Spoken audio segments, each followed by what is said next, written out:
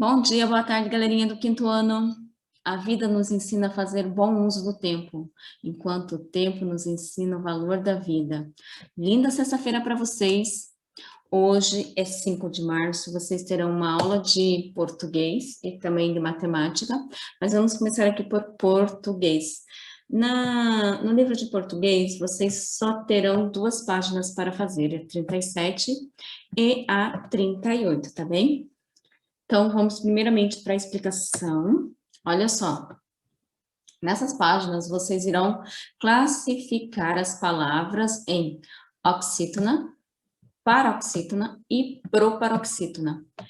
Para fazer isso, a gente vai retomar um pouquinho da aula anterior que a gente estudou. A gente vai primeiramente assistir um vídeo dessa retomada, né? Falando sobre tonicidade. A professora vai colocar o link lá, não deixem de assistir, tá bem? Só para reforçar um pouquinho mais o conhecimento sobre esse assunto. E também vocês terão um outro videozinho que vem explicando sobre a questão de classificar a palavra quanto a oxítona, paroxítona, proparoxítona. Então, a professora vai colocar esses 2 links lá para vocês assistirem. São videozinhos bem rapidinho, tá? Não são demorados. Olha só. Leia as palavras do quadro com atenção. As sílabas destacadas representam a sílaba tônica. Então, a gente vai estar trabalhando sobre sílabas tônicas, as sílabas mais fortes, não é isso? Então, tem a classificação quanto à posição da palavra e quanto à sílaba tônica também. Então, ó, se a sílaba mais forte estiver na última sílaba, por exemplo, aqui, jacaré. Então, a sílaba mais forte é o ré. Está na última sílaba, ela é uma palavra oxítona, tá bem? Coruja. Então, na hora que você for pronunciar coruja, coruja, vocês repararam que o uru, ele ficou um pouquinho mais longo, um pouquinho mais comprido na hora de pronunciar. Então, é a sílaba mais forte. E ela é a antepenúltima. Então, penúltima, antepenúltima. E, então, vai classificar contra a paroxítona, tá? Ela é uma paroxítona. Abóbora. Antepenúltima, então ela é uma proparoxítona. Então ela tá, ó, primeira sílaba aqui, segunda sílaba de trás para frente, e a terceira sílaba de trás para frente aqui. Então ela é uma antepenúltima sílaba e é uma proparoxítona, tá bem? No caso, geralmente a classificação não vai passar da terceira sílaba, tá bem? A acentuação também não, e nem a sílaba tônica ali. Serão sempre 3 sílabas. A última, penúltima e antepenúltima. Vamos, então, para a atividade ali na página 37 do livro. 5. Falem com naturalidade essas palavras aqui. Então, vocês têm essas palavras nesse quadro aqui, vocês vão falar ela com naturalidade, como se fosse chamando a palavra, porque a hora que vocês chamam a palavra, vocês vão perceber onde que está a sílaba mais forte, né? Porque geralmente ela fica mais devagar, essa sílaba, ou ela acentua mais, tá ok? E depois que vocês lerem esse quadro aqui, vocês vão completar esse quadro aqui embaixo, tá? Com as palavras que faltam. Então, eu já completou com 3 palavras aqui, 1, 2, 3, desse quadro aqui, tá? Então, esse quadro vai completar esse aqui de baixo. Separando as sílabas. Então, vocês vão separar as sílabas. Comece pela última sílaba. Então, olha aqui, começar daqui para trás, na hora de separação, para vocês saberem, né? Porque senão vocês vão começar por aqui. Não, né? Começa daqui, ó, tá? Então, começando aqui de trás para fazer. Como tá aqui o exemplo, tá ok? Então, a gente começa aqui de trás. Então, começando pela última sílaba. Em seguida, vocês vão pintar o quadro em que se encontra a sílaba mais forte de cada palavra com a cor correspondente, conforme os exemplos. Então, ó, vocês têm roxo para proparoxítona, lilás aqui para paroxítona e esse verdinho aqui para oxítona. Então, ele já colocou a palavra parar aqui, já pintou a sílaba mais forte, já colocou a palavra próximo aqui, já pintou a sílaba mais forte, que é uma proparoxítona, fica mais fácil quando ela é acentuada, né? E veredinha também já pintou a sílaba mais forte. Então, é isso que vocês têm que fazer aqui nesse quadro. Marque um X no que podemos concluir desse quadro. Olha só, então, marcar como se fosse o que dá para vocês tirarem uma conclusão que vocês já sabem, né? Então, temos 4 questões aqui. As sílabas mais fortes estão sempre na mesma posição? Então, olha só, elas estão sempre na mesma posição? Aqui está dizendo que está, então eu não marcaria um X aqui, né? Então, continuo lendo ali para vocês verificarem essa questão. Aqui só foi ampliado, gente, esse quadro aqui para vocês enxergarem melhor. Vamos para a página 38, então. Tá? Muito fácil, né? Hora de organizar o que estudamos. Leia o esquema com os colegas. Então, vocês vão ler o esquema aí. Então, a gente, nessa unidade, vem trabalhando a questão da sílaba tônica, sílaba mais forte, né? A sílaba, no caso, é a sílaba pronunciada com mais intensidade na palavra. Classificação das palavras de acordo com a posição da sílaba tônica.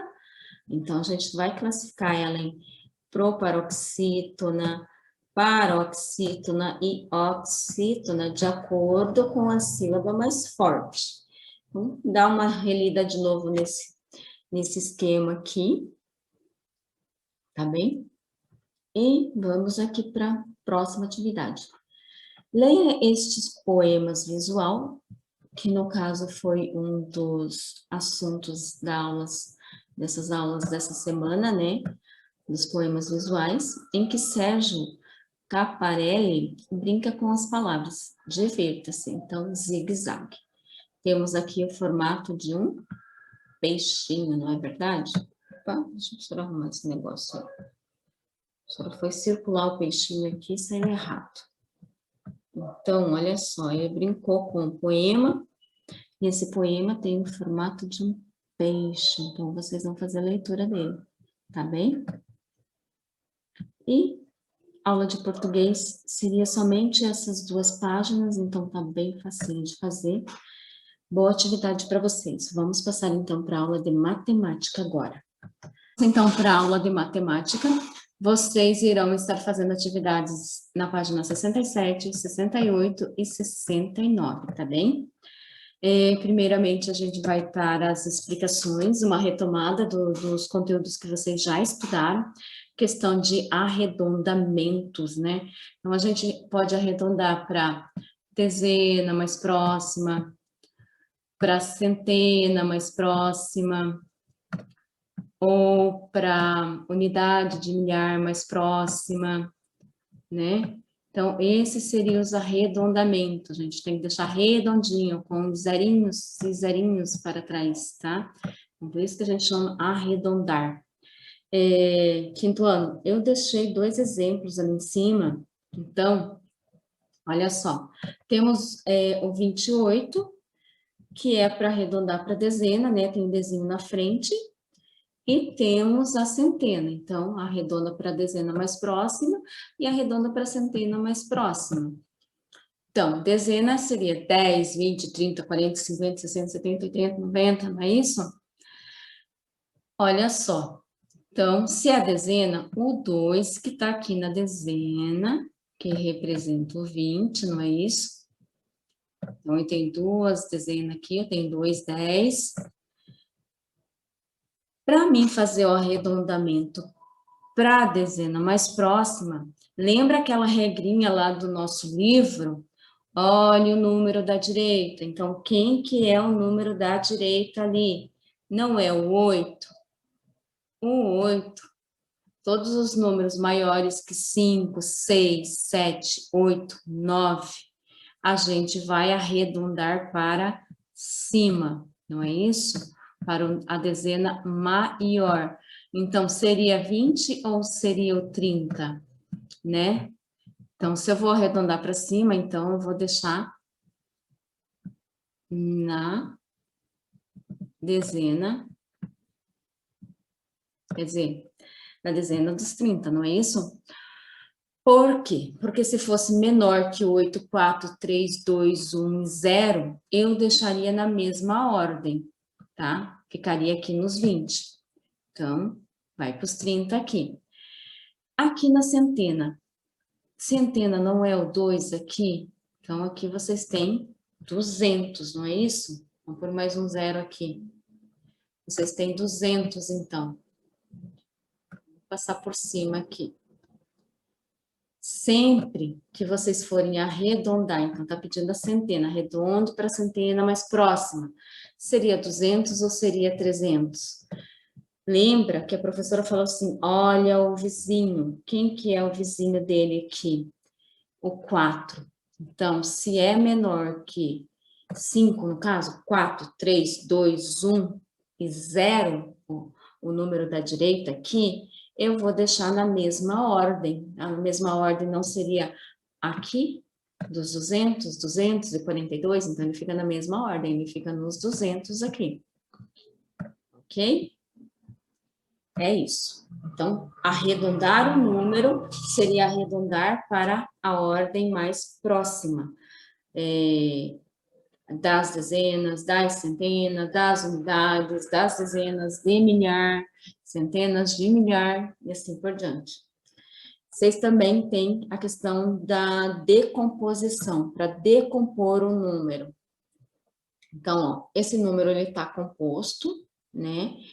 E pede para fazer a decomposição. Então, tá aqui, ó. 20 mais 6 mais 300 mais 40 e mais 7. Então, quer dizer que o 2, na posição que ele está aqui, ele vale 20 mil. O 6, na posição que ele está, é 6 mil. Então, 26 mil, não é assim a pronúncia? Já 26 mil. 300, olha aqui o 300. 40 e 7. Então, é assim que a gente faz a decomposição. É o valor do número na ordem em que ele está, tá ok? É só um exemplo aqui, tá ok? Do que é uma decomposição. Tem gente que ainda não aprendeu o que é uma decomposição lá no 5º ano, e a professora viu isso nas atividades que vieram aqui para a professora corrigir. Vocês irão estar vendo sobre ordens e classe. Então, assim, quando fala ordem, olha aqui, ó. Se esse número fosse aqui, ó, então ele está na dezena de milhar, na 5ª ordem, ó. Tá ok? Então, gente,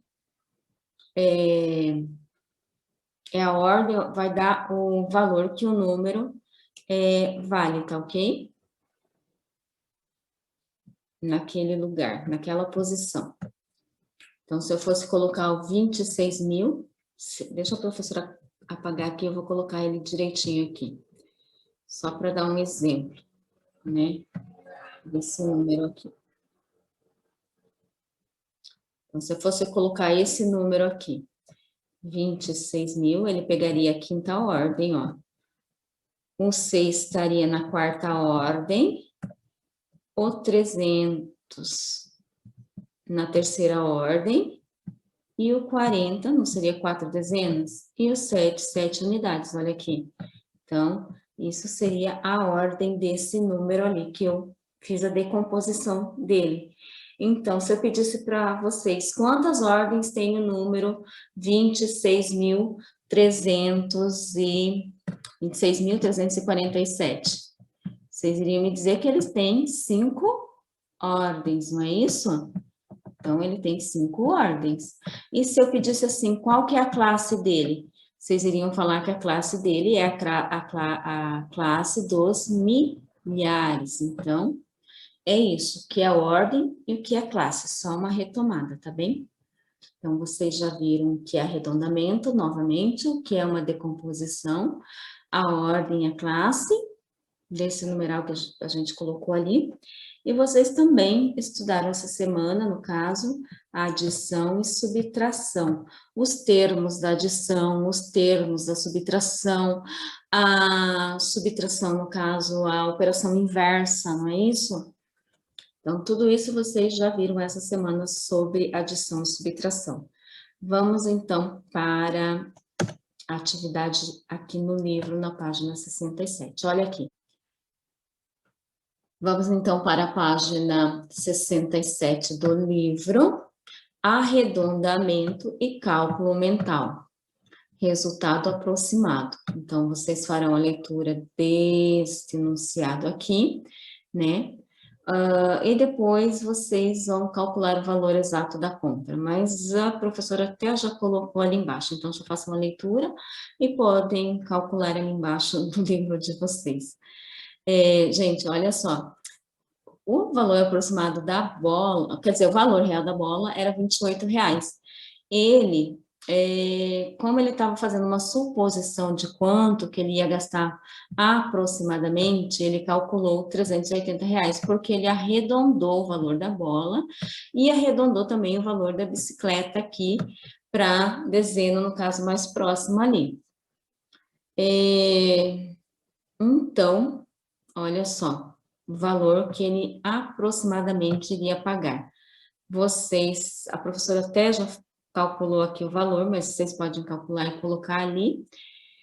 E também colocou aqui o exemplo, né, para onde que ele fez o arredondamento dos números e quanto que deu aproximadamente a compra dele.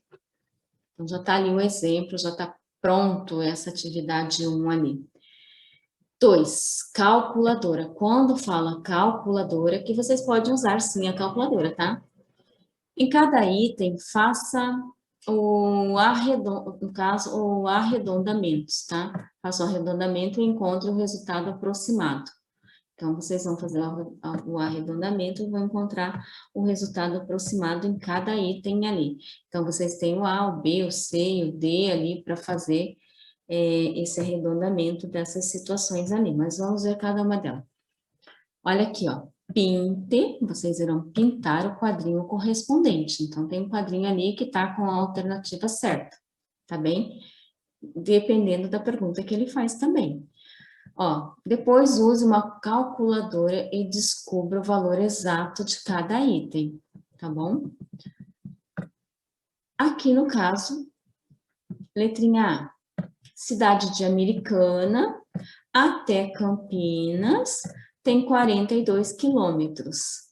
E de Campinas a São Paulo tem 99 quilômetros. Então, tem uma pergunta aqui, ó. Medida aproximada da distância entre Americana e São Paulo. Então, gente, vocês vão ter que fazer uma operaçãozinha ali para descobrir, né? Porque ele quer desse ponto aqui, deixa eu mudar o lápis aqui, cor.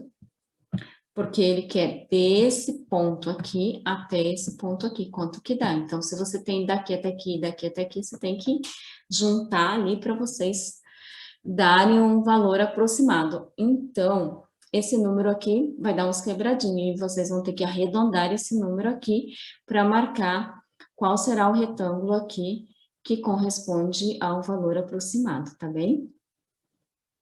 Na B. Um jornal que tinha 12.973 assinantes fez uma promoção e passou a ter 14.008 assinantes.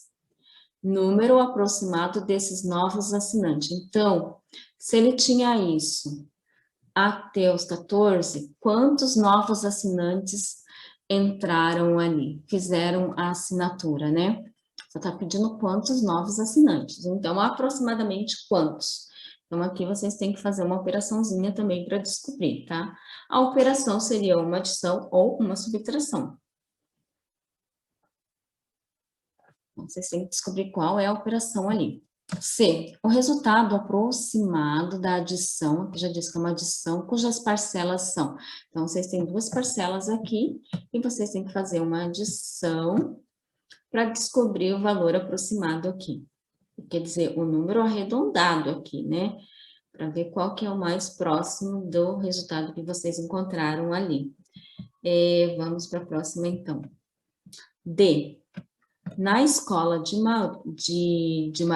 Marilda, há 1.803 alunos. São 997 no período da manhã, então no período da manhã tem um número, e o restante no período da tarde. Número aproximado de alunos no período da tarde. Então, vocês também têm que descobrir quantos alunos tem nesse período da tarde. Sei que se vai dar um número quebradinho, mas vocês têm que arredondar para o número mais próximo, tá ok? Compreendido? Então, se tiverem dúvida, só me chamar ali no particular que a professora tira essa dúvida, tá bem? Vamos aqui, então, para a página 68 e 69. Quinto ano, então, na página 68, vocês irão fazer a leitura do texto aqui, o homem e o espaço, para responder a questão A e B, tá? Na C seria uma atividade oral em grupo, mas vocês podem fazer essa pesquisa na internet.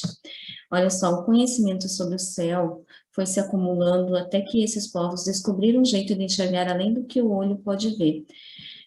Como o ser humano conseguiu fazer isso? Então, de que jeito que o ser humano conseguiu enxergar além do que a gente vê aqui na Terra, né? Daqui da Terra a gente vê só as estrelas, a Lua, e de que forma a gente consegue ver além disso? A D, em sua opinião, por que o ser humano explora o universo? Então, por que você acha que ainda existe a exploração do universo? Por que eles querem saber se existe outro planeta, se existe vida? Então, aí vocês comentem o que vocês, qual a opinião de vocês nesse sentido, tá? Temos aqui na página 69 também um textinho que vem falando sobre Nicolau Copérnico. São as pessoas que estudaram também o universo, né? Então, o Nicolau, ele viveu entre o ano de 1473 a 1543. Ele era um astrônomo e também matemático polonês. Então, terminem de ler o textinho aqui. E também tem outro textinho aqui que vão ser base para vocês responderem a A e a B, tá ok? A B até eu deixei aqui um esqueminha, porque assim, ó, quantas horas tem um dia? Vocês sabem quantas horas tem um dia, porque a gente estudou várias e várias vezes, então tem tantas horas, né? E quantos segundos tem os dias? Aí é que tá. Então, vocês têm que fazer duas continhas. Eu até deixei as continhas aqui para vocês resolverem elas com mais facilidade, tá? Porque assim, ó, o dia, eu acredito que vocês sabem quantas horas tem. Então, uma hora tem 60 minutos, não é isso? E um dia tem quantos minutos aqui, então? Aí vocês vão ter que responder quantos minutos tem aqui, porque com o resultado dos minutos é que vocês vão descobrir quantos segundos tem daí. O dia, tá bem? Nascer. Qual é a relação entre a medida do intervalo do tempo que a Terra leva para dar a volta em torno de si mesma e a medida do intervalo do tempo da duração de um dia? Isso está muito fácil também para responder, né? Qual que seria essa relação? Decompõe o número que representa quantos segundos o dia tem. Então, o número que vocês acharem aqui, ó, né? Nessa atividade B, 2 segundos, é que vocês vão fazer a decomposição dele aqui. Aí vocês vão dizer quantas ordens tem esse número e quantas classes também. Por isso que a professora explicou lá no início o que era uma ordem e o que era classe, né? E a F, escreva como lemos esse número. Vocês vão pesquisar na G, no caso na letrinha G, vão pesquisar no dicionário e escrever o significado de leucocentrismo. Heliocentrismo, a professora leu errado, tá?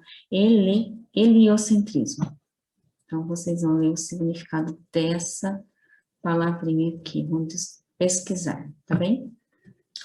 Quinto ano, então, De matemática era somente essas atividades que vocês terão que fazer. E acabamos, então. Feliz sexta-feira e até segunda-feira.